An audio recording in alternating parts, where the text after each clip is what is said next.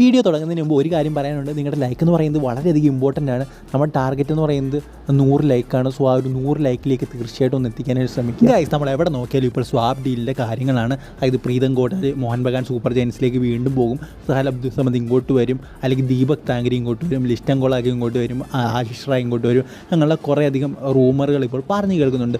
എന്താണ് സത്യാവസ്ഥ എന്നാണ് നമ്മൾ നോക്കാൻ പോകുന്നത്. എന്തായാലും ഇങ്ങനെ ഒരു സ്വാപ്പ് ഡീൽ നടത്താൻ കേരള ബ്ലാസ്റ്റേഴ്സ് മോഹൻ ബഗാൻ സൂപ്പർ ജയൻസും തമ്മിലൊരു ശ്രമം ഉണ്ടതേ നമുക്കിപ്പോൾ കേൾക്കാൻ സാധിക്കുന്നുള്ളൂ. എന്തായാലും ആരായിരിക്കും ആ ഒരു താരങ്ങൾ എന്നൊന്നും ഇതുവരെ പുറത്തേക്ക് വന്നിട്ടില്ല. ദീപക് താങ്കരി ഒരു വിട്ടുകളയില്ലെന്ന് മോഹൻ ബഗാൻ സൂപ്പർ ജയൻസ് പറഞ്ഞിട്ടുണ്ട്. നമുക്കറിയാം മോഹൻ ബഗാൻ സൂപ്പർ ജയൻസ് അവരുടെ നല്ല താരങ്ങളൊന്നും ഒരിക്കലും തരാൻ പോകുന്നില്ല. അപ്പോൾ സ്വാപ്പ് ഡീലിൻ്റെ കാര്യം നോക്കുകയാണെങ്കിൽ നമ്മൾ ചിലപ്പം കൊടുക്കാൻ പറ്റിയ താരങ്ങൾ എന്ന് പറയുന്നത് ഒന്ന് പ്രീതം കോട്ടാൽ, അതുപോലെ തന്നെ രാഹുൽ KP. സോ ഇവർ രണ്ടുപേരെ മേടിക്കുകയാണെങ്കിൽ അവർ മേടിക്കത്തുള്ളൂ. പിന്നെ നമ്മളെ വിപിനെയും അസറിനെയും അയ്മേനെയും അവരൊന്നും നമ്മൾ ഉറപ്പായിട്ടും കൊടുക്കാൻ പോകുന്നില്ല. ഇതെല്ലാം കൊടുക്കുകയാണെങ്കിൽ നമ്മൾ ഉറപ്പായിട്ടും ഒന്നെങ്കിൽ രാഹുലിനെ അല്ലെങ്കിൽ പ്രീതത്തിനെ ആയിരിക്കും. ഇവർ രണ്ടുപേരും നമുക്ക് വേണ്ട രണ്ട് താരങ്ങൾ കൂടിയാണ്. ബട്ട് അവിടേക്ക് നോക്കുകയാണെങ്കിൽ അവിടെയും നല്ല താരങ്ങളുണ്ട്. പക്ഷേ നമുക്ക് തരാൻ പറ്റുന്ന താരങ്ങളെന്ന് പറയുന്നത് ഒന്നെങ്കിൽ ലിസ്റ്റനെ തരും, കാരണം ലിസ്റ്റൻ ഇപ്പോൾ ഫോം ഔട്ടാണ്. അതുകൊണ്ട് തന്നെ ചിലപ്പോൾ ലിസ്റ്റനെ തരാനുള്ള ചാൻസ് ഉണ്ട്. പിന്നെ അവർക്ക് അറ്റാക്ക് ഇപ്പോൾ നല്ല പ്ലേയേഴ്സും ഉണ്ട്. അതുകൊണ്ട് തന്നെ നമുക്ക് ലിസ്റ്റനെ തരാനുള്ള സാധ്യതകളുണ്ട്. പിന്നെ ആശിഷ് റായ്, പിന്നെ അവർക്ക് റൈറ്റ് ബാക്ക് അതൊരു പ്രശ്നമെങ്കിൽ പോലും ചിലപ്പോൾ ആശിഷ് റായി തരാനുള്ള സാധ്യതകളുണ്ട്.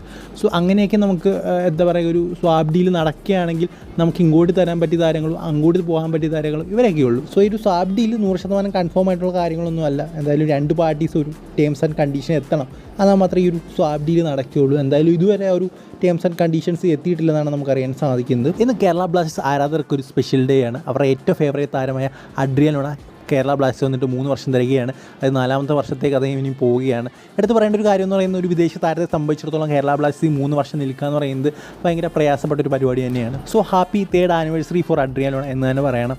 എന്തായാലും ഈ ഒരു മാനേജ്മെൻറ്റിൻ്റെ കീഴിൽ 3 വർഷം ഞാൻ നേരത്തെ പറഞ്ഞാൽ നിൽക്കാൻ പറ്റുക എന്ന് പറയുന്നത് ഭയങ്കര കട്ടിപ്പരിപാടി തന്നെയാണ്. എന്തായാലും നമുക്കിനി അടുത്ത അപ്ഡേറ്റിലേക്ക് കിടക്കാം. ഇനി അടുത്ത അപ്ഡേറ്റ് എന്ന് പറയുന്നത് നമ്മളെല്ലാം കേട്ടൊരു കാര്യമാണ്, Jamie Maclaren Mohun Bagan super giants sign ചെയ്തു എന്നുള്ള കാര്യം. എന്തായാലും ഇത് കൺഫേം ആയിട്ടുണ്ട്. എടുത്ത് പറയേണ്ട ഒരു കാര്യം എന്ന് പറയുന്നത്, ഈ ഒരു സൈനിങ് നടക്കാൻ കാരണം ഇതിൽ പിന്നിലെ ചരടുവലിയിൽ ഏറ്റവും വലിയ പങ്കുവഹിച്ച വ്യക്തി ദിമിത്രിയോസ് പെട്രറ്റോസ് ആണെന്നാണ് നമുക്കറിയാൻ സാധിക്കുന്നത്. എന്തായാലും ദിമിത്രിയോസ് പെട്രറ്റോസ് അതുപോലെ തന്നെ ജെയ്മി മക്ലാരനും ഫ്രണ്ട്സ് ആയിരുന്നു. സോ ഒരു ഫ്രണ്ട്ഷിപ്പാണ് ഈ ഒരു സൈനിങ്ങിന് പിന്നിലെന്നാണ് പറഞ്ഞു കേൾക്കുന്നത്. അദ്ദേഹത്തെ കൺവിൻസ് ചെയ്യാൻ മോഹൻ ബഗാൻ സൂപ്പർ ജയൻസ് ഉപയോഗിച്ച ഏറ്റവും വലിയ മാർഗ്ഗം എന്ന് പറയുന്നത് ദിമിത്രിയോസ് പെട്രറ്റോസ് തന്നെയാണ്. സോ ഈ ഒരു വീഡിയോ ഇത്രയും നിങ്ങൾക്ക് ഇഷ്ടപ്പെടുന്നെങ്കിൽ ഇത് ഇഷ്ടപ്പെട്ട തീർച്ചയായിട്ടും ലൈക്ക് സബ്സ്ക്രൈബ് ചെയ്യുക. അടുത്ത വീഡിയോയിൽ കാണുന്നവരെ ഗുഡ് ബൈ.